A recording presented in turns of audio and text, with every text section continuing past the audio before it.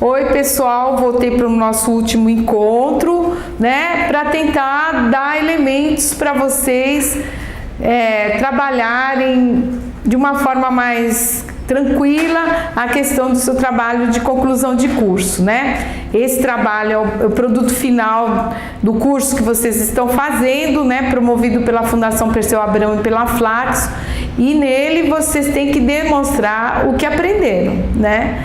Na aula anterior eu passei algumas indicações para que pudessem desenhar, redigir um pouquinho o seu projeto de monografia, processos de leitura, de assimilação dos conteúdos que vocês têm de ler, né? Porque é importante que vocês já tenham isso traçado para redigir de uma forma mais adequada a sua monografia de conclusão do curso.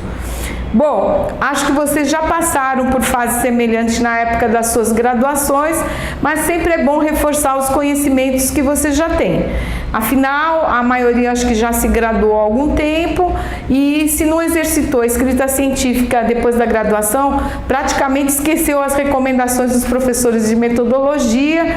Por quê? Porque essa disciplina sempre foi encarada como mal necessário, chata, cheia de regras e detalhes, mas ela é muito útil, né, como vocês já perceberam, e sem ela também a gente não vai adiante na escrita da nossa dissertação. Bom, eu estou colocando aí uma charge no vídeo só para descontrair um pouco na nossa aula, né? E aí parece um aluno nadando no mar de regras que existem. Então, no encontro anterior, nós tratamos de reforçar os conhecimentos sobre os processos de leitura, estudo, né, que são meio pré-requisito para o trabalho científico. Ainda a gente relembrou os motivos para escrever de forma científica, né, como é que vocês aí se situam como pesquisadores pós-graduados, né? O que aumenta a responsabilidade de vocês na hora de você apresentar essa pesquisa a que se propôs para a comunidade científica. De novo, vou recorrer a Marina Marconi e a Eva Lacatus, né? O mesmo livro que a gente usou na outra aula, né? A metodologia do trabalho científico, que vocês devem ler porque é importante. E dessa vez eu extraí desse livro uma informação muito útil, as normas da Associação Brasileira de Normas Técnicas que regem a redação de trabalhos científicos, sejam eles artigos, TCCs, dissertações de mestrado ou tese de doutorado. Em outra ocasião de nossos encontros, nós já vimos que no plano internacional são adotadas as normas do estilo Vancouver, né? Que foi criado pelo Comitê Internacional de Editores de Revistas Médicas e baseia-se num padrão que chama ANSI, adaptado pela US National Library of Medicine, né? Aqui no Brasil, nós usamos as regras da BNT, que é a Associação de Normalização, que eu já mencionei nas aulas anteriores e que vocês já devem ter consultado várias vezes depois disso. Então, aqui eu vou mencionar algumas das normas que vocês vão usar de qualquer modo quando vocês vão estar escrevendo sua monografia, né? Então tem aí uma tabelinha que vocês estão vendo. Olha lá, a norma que rege a confecção de referências bibliográficas é a NBR 6023 de 2002 da BNT. É importante vocês consultarem o site porque sempre tem alguma modificação, né? Olha lá, o formato das citações diretas e indiretas estão na norma 10.520 de 2002. Se vocês querem saber como é que vocês apresentam os trabalhos acadêmicos, vão ter que consultar a norma 14.724 de 2005, tá? Também, como é que se numera as seções do seu trabalho de forma progressiva, tá lá na norma 6024 de 2003. Ainda tem mais algumas para vocês não esquecerem. Como é que você elabora um sumário? Na norma 6027 de 2003, está tudo lá os detalhezinhos. Como é que você vai redigir um resumo para colocar no início do seu trabalho? Norma 6028 de 2003. Como é que você redige um relatório científico? Tá lá, número 10.719, norma de 2011. Como é que são os aspectos gráficos de um texto acadêmico? Lá está, norma 14.724 de 2005. É importante vocês acessarem o site da ABNT, tem um custo e tudo mais, né? Mas é importante, sabe por quê? Porque essas normas de vez em quando têm algumas alterações. Então, isso serve para mostrar, inclusive, que até as normas científicas mudam, quanto mais a ciência. Quer dizer, não existe nada que está tudo pré-estabelecido. Elas estabelecem o mínimo necessário para a redação científica, né? Mas sempre tem alguma modificação, que são os acertos que a comunidade científica vai fazendo diante da prática dos seus pesquisadores, né? Não dá para ignorar essas normas na redação das monografias. E é preciso que vocês vão se enquadrando nesses padrões o quanto antes, mesmo no momento exploratório da sua pesquisa, na organização do projeto de pesquisa, gente.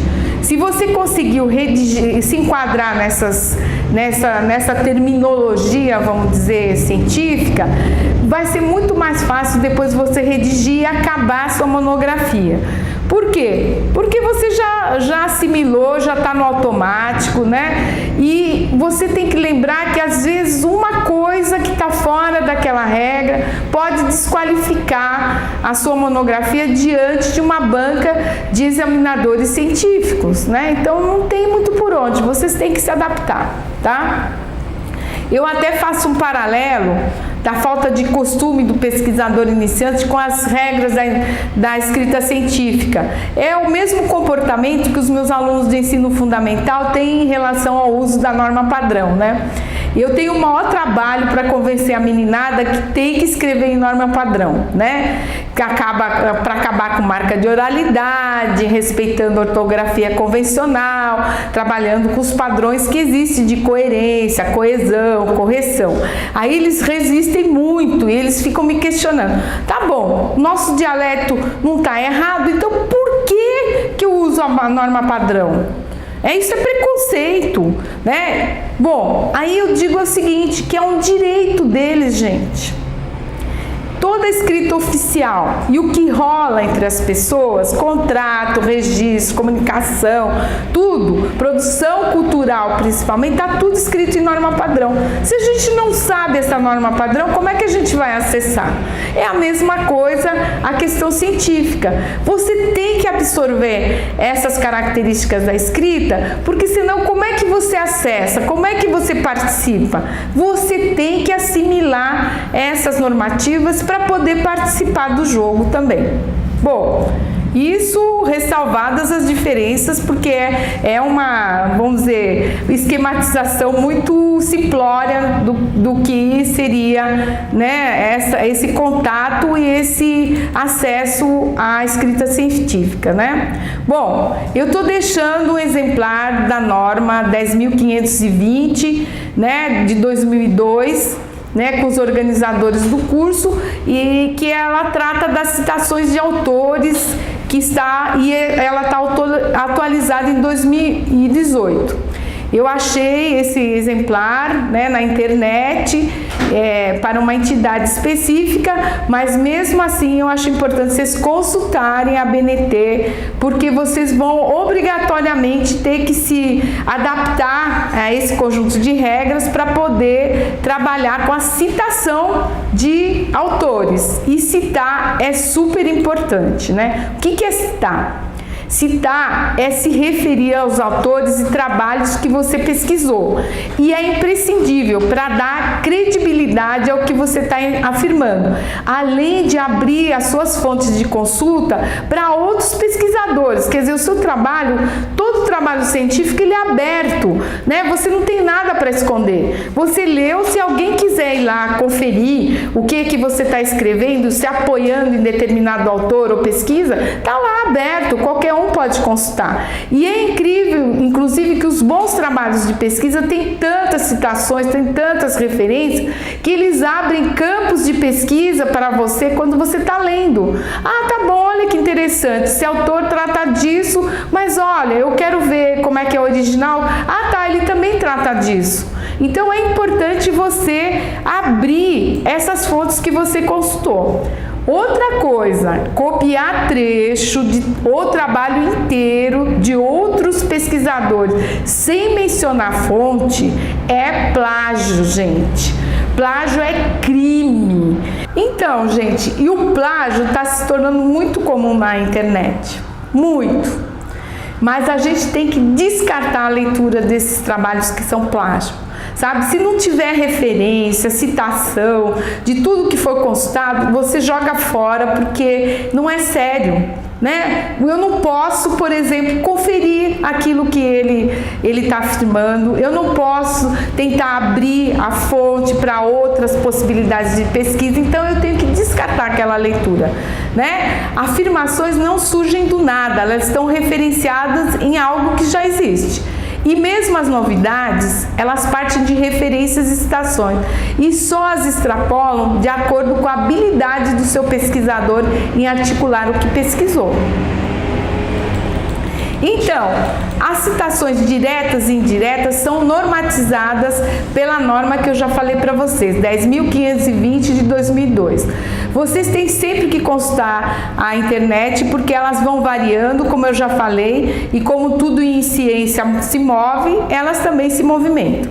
Bom, eu vou dar uma rápida visão de alguns detalhes dessa norma da ABNT sobre citação, que eu acho importante porque vocês têm que introjetar antes de vocês estarem começando o seu trabalho de redação do TCC. Primeiro que ela começa definindo o que é citação. É menção de uma informação extraída de outra fonte. E define citação de outra citação.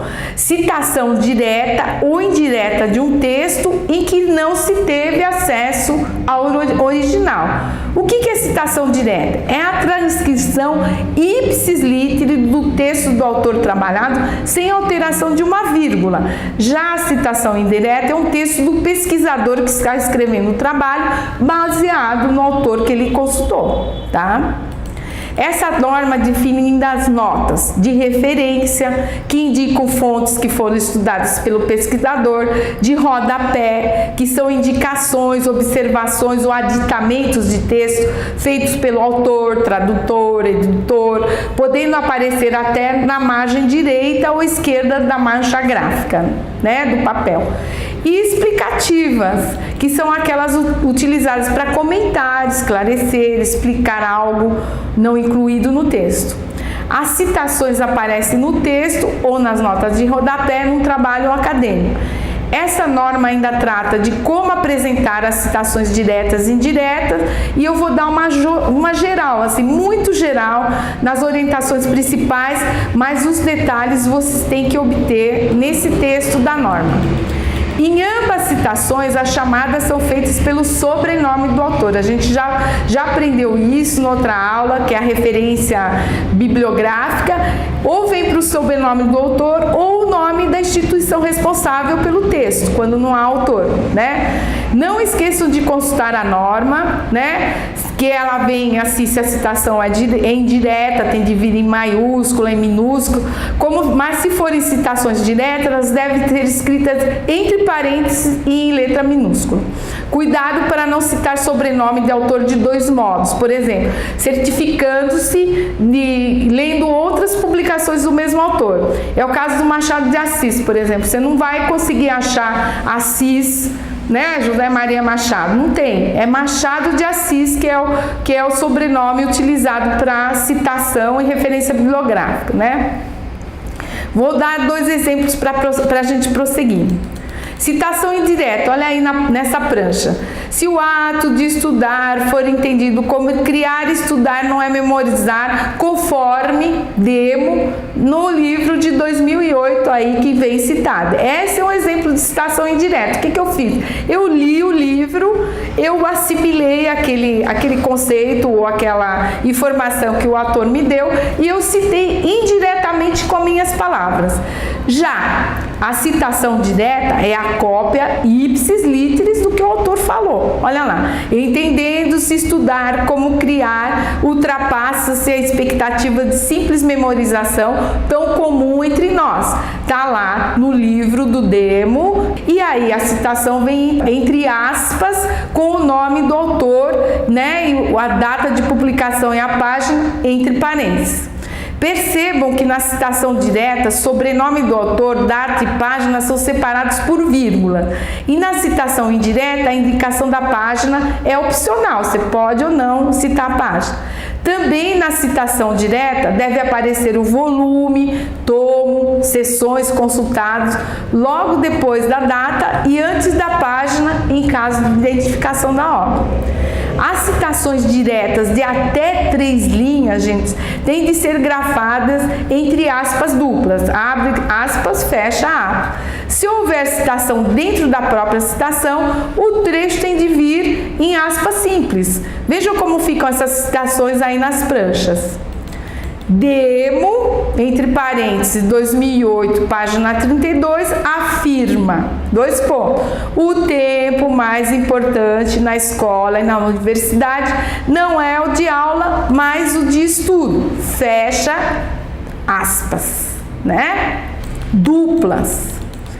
Aí, outra lá, segundo Demo 2008, página 32, olha lá, abre aspas, e aí tem aqui colchetes e reticências dizendo que eu peguei um pedacinho de uma coisa que ele já tinha começado, verdade? Tem lá um início que eu não quero citar. Com o ciberespaço disponível, é possível estudar em grupo sem sair de casa, porque podemos fazer a experiência da presença virtual. Isso aqui estava citado, que é outra coisa que ele pegou lá, é um outro conceito. Então, como é que eu vou citar essa citação?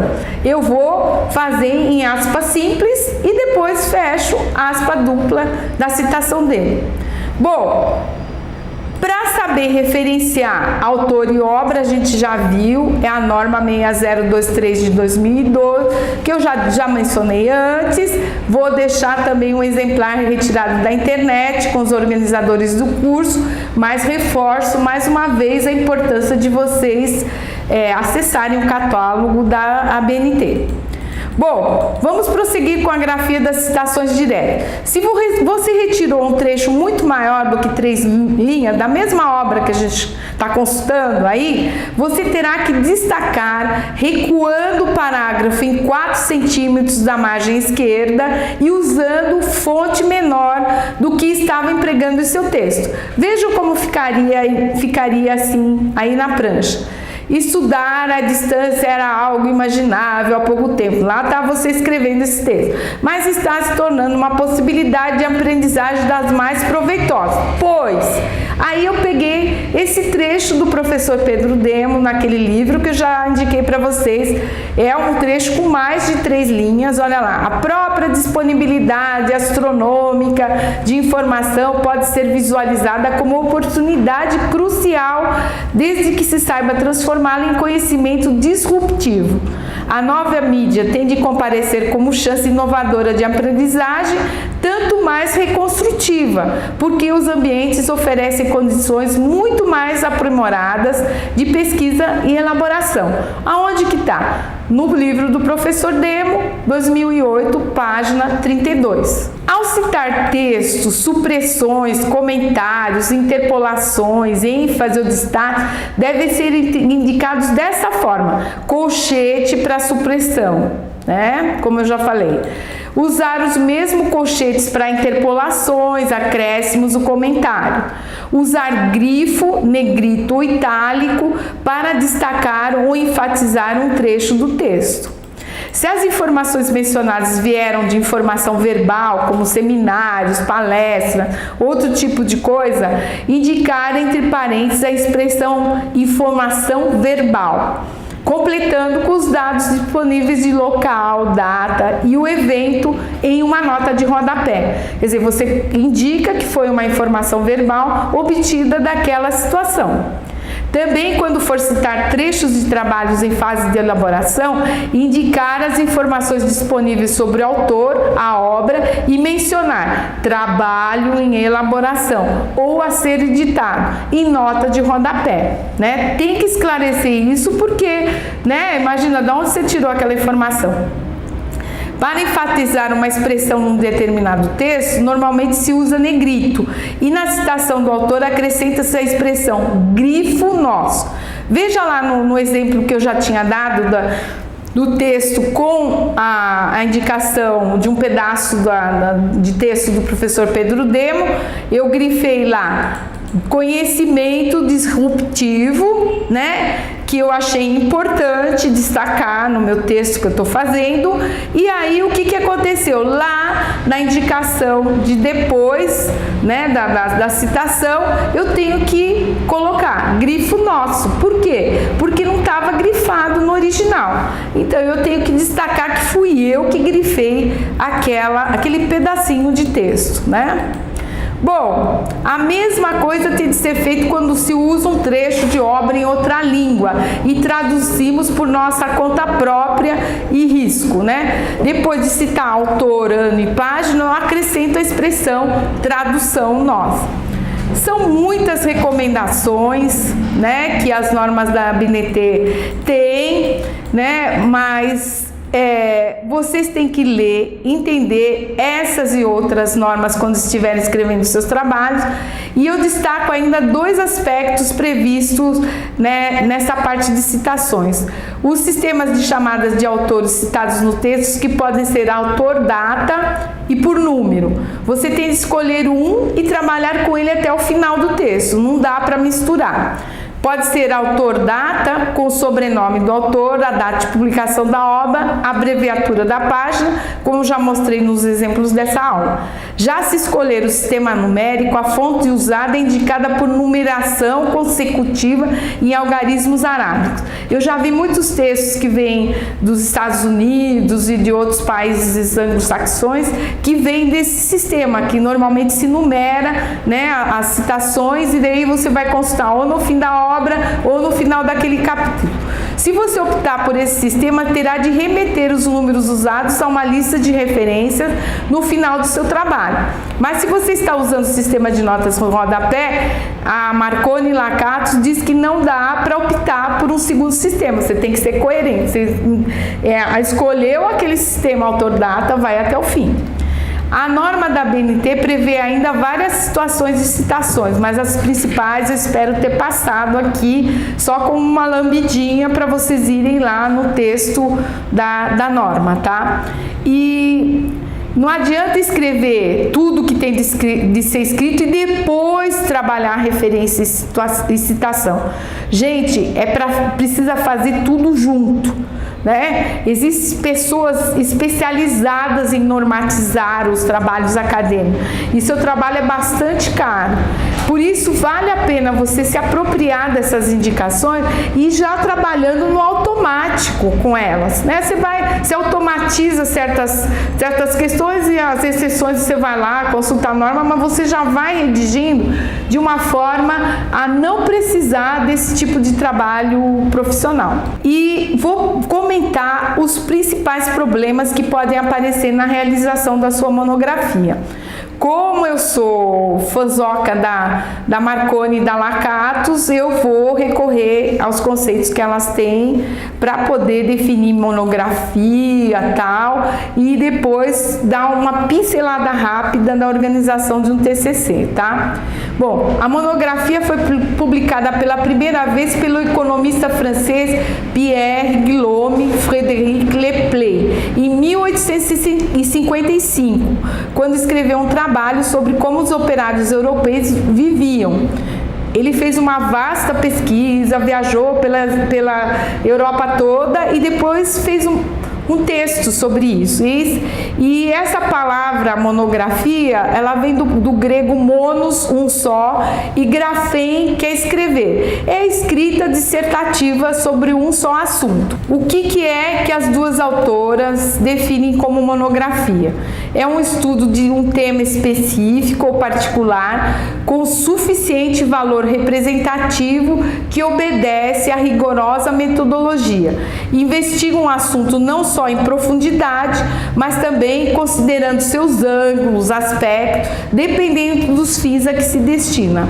Bom, lá vou eu de novo me remeter à NBR 14.724 de 2005, que define como TCC os trabalhos acadêmicos similares. Olha, TCC trabalho de graduação interdisciplinar, TGI, né? Trabalho de conclusão do curso de especialização e ou aperfeiçoamento e outros.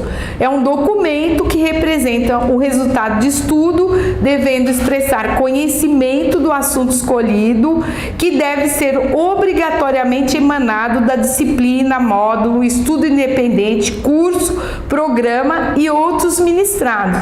Deve ser feito sob a coordenação de um orientador. Quais são as características desses textos, gente? É trabalho escrito, sistemático, completo, sobre um tema específico de uma ciência, parte dela. É resultado de estudo exaustivo do tema, né, do fato investigado, sobre seus diferentes aspectos. E o tratamento desse tema é sempre limitado, ou seja, extenso em profundidade, mas não em alcance. Usa a metodologia científica e contribui de alguma forma original e pessoal para o conhecimento científico. Essas autoras citam um outro autor, que é o Barqueiro, lá de 1979, para fazer um alerta sobre o que não é uma monografia, gente. Ficar repetindo o que outro pesquisador já disse, sem apresentar nada de novo. Responder a perguntas de uma espécie de questionário de trabalho escolar. Não dá, gente. Emitir opinião pessoal sem fundamento e informações fidedignas que comprovem essas opiniões. Expor ideia muito abstrata, sem relação às preocupações do autor da monografia. E tentar mostrar uma erudição que não se tem, com frases sem importância ou textos distantes sem relação com o que está sendo pesquisado. Parece chover no molhado, gente, mas está cheio de trabalho desse tipo.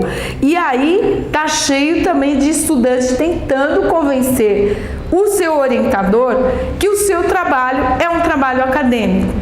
Gente, vamos evitar esse tipo de coisa. Se a gente tem que ser, é honesto na nossa pesquisa. A gente tem espírito crítico dizendo, não consegui avançar isso. Então, vou ter que consultar meu coordenador se eu posso estender o prazo, se eu posso agregar mais coisas, o que ele acha que eu tenho que fazer para melhorar meu trabalho. Nada pior do que um trabalho mal feito, mal elaborado. É o nosso nome, é a nossa capacidade de pesquisa que está em jogo. A monografia é um trabalho que observa, acumula observação, organiza essas informações, vai à busca de relações entre essas informações, indaga as razões dessas observações, usa leitura e experiência para comprovar essas afirmações e, além disso, comunica aos demais o que encontrou nesse trabalho de pesquisa. Bom, eu estou recomendando mais uma vez a leitura dos livros dessas duas autoras para vocês conseguirem trabalhar de uma forma mais adequada esses conceitos que eu estou passando para vocês assim muito rapidamente. Bom, vou passar aqui rapidamente também a estrutura de um TCC, mas não é uma coisa que vocês precisam se preocupar agora, porque a coordenação do curso tem matéria específica e presencial para explicar de uma forma mais detalhada como é que vocês vão se virar para conseguir realizar essa monografia, tá? A estrutura permanece a mesma: introdução, desenvolvimento e conclusão. Qualquer tipo de pesquisa científica tem essas 3 partes principais. Quem quer mais detalhes vai consultar outra norma da ABNT, que é a 14.724 de 2005. Também estou deixando um PDF para vocês. O que tem que vir na introdução? Você tem que formular o tema da sua pesquisa de forma muito clara e objetiva, apresentando sua questão, a justificativa, o objeto de análise e seus objetivos, defendendo a metodologia que você escolheu e referenciar outros trabalhos já existentes sobre o assunto. No desenvolvimento, você tem de apresentar a fundamentação lógica do seu trabalho de pesquisa, dissertando sobre as principais teses que você está defendendo. E nessa parte, gente, existem 3 estágios, mais ou menos, de acordo com essas autoras que eu estou usando. O primeiro é da explicação, em que você apresenta e explica o sentido de uma noção que você tomou, analisando e mostrando como você compreendeu aquilo. Depois você discute, né? Tem uma parte de discussão em que se argumenta e explica essa pesquisa. Você tem que explicitar, discutir, fundamentar, enunciar as proposições. Por fim, você tem que demonstrar, é a parte da demonstração, que vai exigir de você a dedução lógica de tudo quanto você já enunciou antes. Bom, a conclusão é a parte final do trabalho de pesquisa e tem uma estrutura própria também, como as outras partes. Primeiro você resume a argumentação dos dados das 2 primeiras partes e depois relaciona a argumentação e as teses que você defendeu. Tem de estar em consonância com a introdução e o objetivo do trabalho. A divisão da parte de desenvolvimento tem itens também que tem que seguir padrão conforme essas normas da ABNT. Quanto aos elementos que uma monografia tem que ter, eu vou recorrer de novo à mesma norma, 14.724 de 2005, que vocês vão encontrar lá todos os elementos que tem. E quais são os elementos? Pré-textuais, olha aí na prancha: capa, lombada, folha de rosto, errata, tudo aqui vocês vão olhar. Tem algumas coisas que são obrigatórias, eu vou mencionar: capa, folha de rosto, folha de aprovação, né? Resumo na língua vernácula, resumo em língua estrangeira, né? E os sumários são obrigatórios. E esses elementos pré-textuais aqui, tipo errata, né? Dedicatória, epígrafe, etc., são opcionais. Aí vem os elementos textuais, que é a introdução, desenvolvimento e conclusão.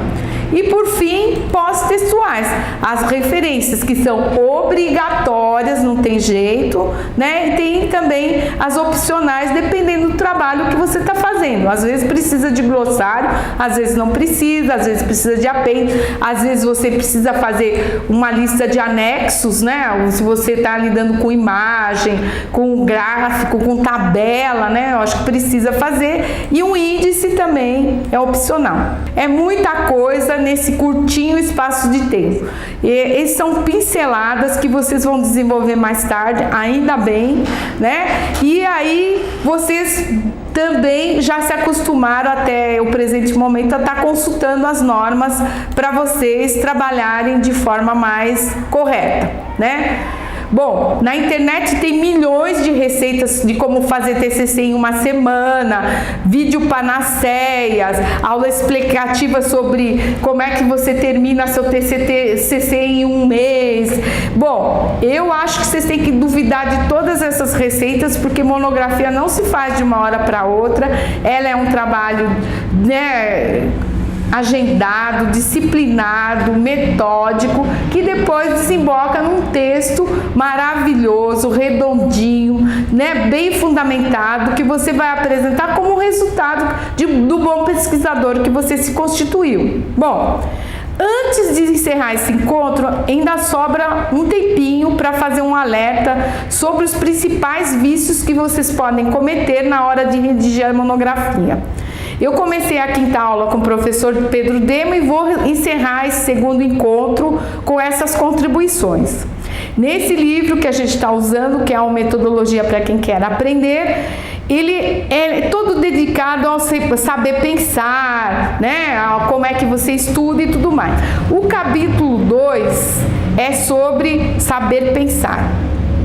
Olha só um trechinho. Quem não sabe pensar, acredita no que pensa. Quem sabe pensar, questiona o que pensa.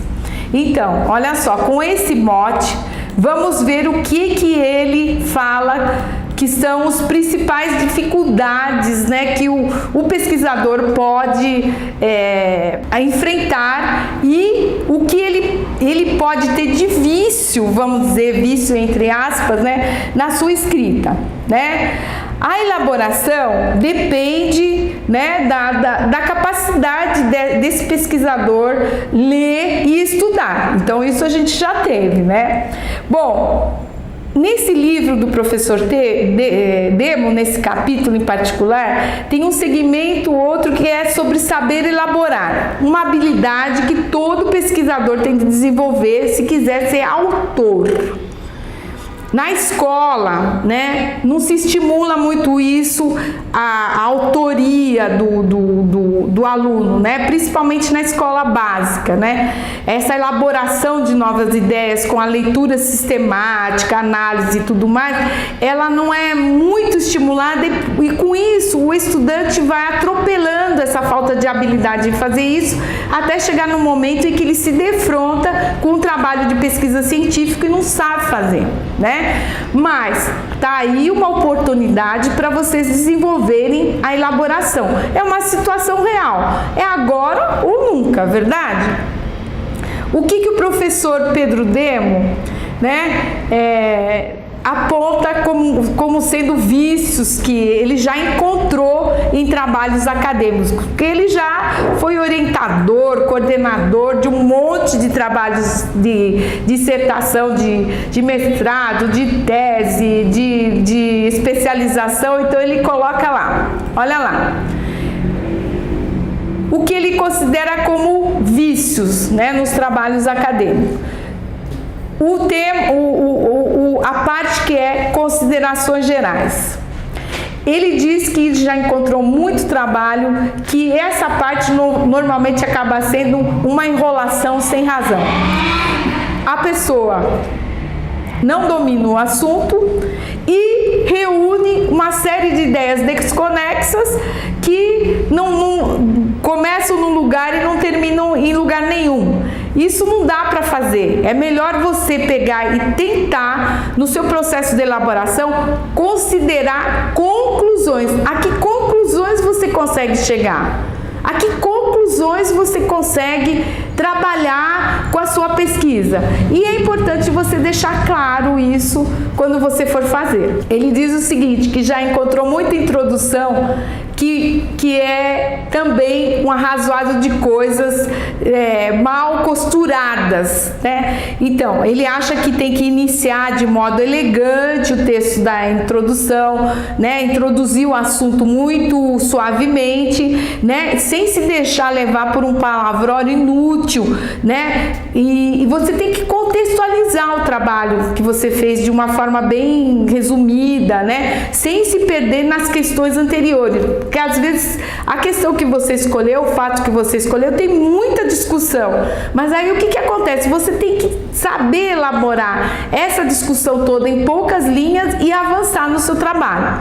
Quando você domina pouco o assunto, de novo, vem a enrolação. Você fica enrolando, enrola e não chega a lugar nenhum. O negócio é acabar com essa coisa de enfeite, de agregar muita coisa. O negócio é digerir o que você leu, o que você pesquisou e ter na mente de constituir em você essa capacidade de síntese para fazer essa parte toda e não só essa parte, né? É para fazer a monografia inteira, né? Olha só, ele já viu muito trabalho que a introdução é tão enrolada que virou capítulo, né? A introdução tem 3 partes, é o tema, hipótese de trabalho e partes do texto. Além de ser lógico, o texto tem de convencer quem vai ler, né? Bom, outra coisa que ele acha um horror, que é a falta de sistematicidade do texto. O texto vai e volta, sobe e desce, não sai do lugar, né? É um vício de gente que não consegue sair do fichamento do livro, da orelha que catou do livro na internet, da leitura não feita de uma determinada obra, né? É a popular enrolation e embromation, né? Há texto com vários temas, né? Outros que não tem nenhum tema, é só enrolação. Gente, eu acho que já temos maturidade suficiente para evitar esse tipo de coisa, né? Bom, outra coisa, o trabalho todo disperso, assim, sabe? O que ele recomenda, o professor Demo? É melhor você demorar mais na formulação da hipótese do seu trabalho para saber onde você quer chegar, né? Demarca seu espaço de pesquisa. Olha lá, se a temática é floresta, o tema é árvore, o seu tema, né? Então você delimita a questão. Agora, não dá para você pegar temas vastos e não saber fazer o corte do que você efetivamente quer com a sua pesquisa. Bom, outra coisa que ele vai levantando como um tipo de coisa a ser evitado. Por exemplo, hipóteses que partem de nada a lugar nenhum. Precisamos levantar questões que queremos tratar depois de muita pesquisa, muito conhecimento de autor, muito conhecimento de teoria, porque essas ideias, gente, essas questões não nascem do acaso, né? Olha só, uma coisa que é muito comum nos trabalhos acadêmicos, né? Alguns se amparam nos dados e fontes do IBGE, as estatísticas. Bom, se eu não tenho repertório para olhar aquelas estatísticas, aqueles dados, como é que eu vou relacioná-los ao que eu estou fazendo? Simplesmente citá-los não é possível. Eu tenho que trabalhar aqueles dados como se fossem parte de coisas que eu já mencionei, de questões que eu já informei. Então, aquela informação estatística, ela vai complementar o que eu já havia trabalhado como hipótese, então, ou questão. Agora, se eu trabalhar simplesmente jogo aquelas tabelas, eu não sei lê-las, eu preciso saber ler essas tabelas, eu preciso me conscientizar que eu não posso citar uma coisa, usar um instrumento que é valioso, uma informação valiosa, sem que ela tenha articulação com o que eu esteja fazendo. Bom, tem coisas também, trabalhos que entram em encrenca desnecessária, né? O professor Pedro Demo é engraçado, ele diz assim, tem gente que em vez de trabalhar um abacaxi, ele compra briga por uma plantação de abacaxi e nem sabe se é abacaxi ou alcachofra ou se é uma bromélia, né? Então, tem gente que tem fascinação por tema, né, que é amplo demais e não tem condição de depois desenvolver o corte necessário para trabalhar aquele tema amplo. Por exemplo, desafios ambientais. É um tema enorme, gigantesco, né? E parece simples, mas ele é super complicado, tem teorias conflitantes, né? Tem pesquisas com informações muito díspares. Então, o que acontece? Ao invés da gente ter essa lente grande angular, nós temos que ter uma lente objetiva quando a gente trabalha nosso texto, né? E principalmente nosso recorte de análise. Bom, finalmente, uma das coisas mais terríveis que se encontram nos textos acadêmicos é a desordem do discurso. Eu começo falando uma coisa, daqui a pouco eu trato de outro assunto, daqui a pouco eu volto àquela mesma informação que eu comecei no começo, e aí fica uma coisa tão desarticulada que o próprio trabalho se desqualifica por ele mesmo, né? Eu posso aprender a fazer citação, referência, tudo, mas como é que eu ordeno uma coisa que é vazia? Isso é uma pergunta que o professor Demo faz. Quer dizer, com a desordem do texto, como é que eu vou ordenar esse caos, né? Ele tem que ser, o texto da monografia tem que ser uma coisa ordenada, sequencial, sistemática, né? Isso exige elaboração. É elaboração. E elaboração não é um dom divino, não é uma coisa que você aprende vendo televisão e nem se distraindo, é uma coisa que você se coloca como caminho de ser um pesquisador científico responsável, disciplinado e autor de novas ideias.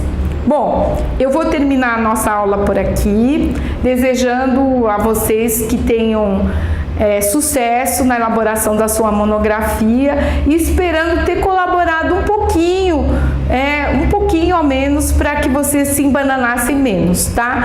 Eu desejo que vocês concluam esse curso com uma grande quantidade de informações novas, né? E aqui vou energizando, fazendo uma energização para vocês muito especial, para que consigam realizar seu objetivo.